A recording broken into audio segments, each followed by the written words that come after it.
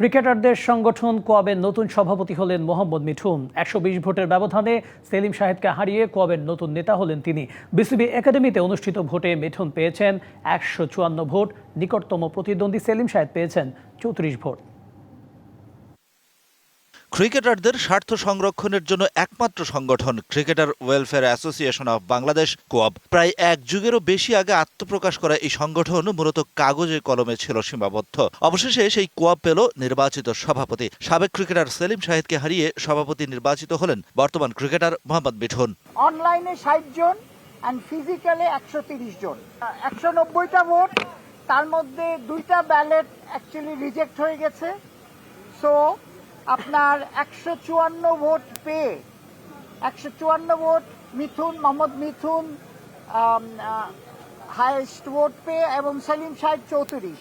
So আমরা মিঠুনকে president declare করা হলে ইলেকশন কমিশনের তরফ। সাবেককে হারিয়ে সভাপতি হলেন বর্তমান ক্রিকেটার। সহজেই অনুমেয় বর্তমান ক্রিকেটারদের সিংহভাগ ভোটই পড়েছে মিঠুনের পক্ষে। তাই ক্রিকেটারদের সুযোগ সুবিধার বিষয়ে সব পক্ষের সাথে দর কষাকষির দায়িত্বটা ভালোই টের পাচ্ছেন নতুন সভাপতি Mohammad Mithun. All time Roma. Taste it, love it. আমি প্রিমিয়ার লিগ খেলি, বিপিএল খেলি বা ন্যাশনাল টিমের আশেপাশে যে ঘটনাগুলো ঘটে এইগুলো সম্পর্কে আমি অবগত।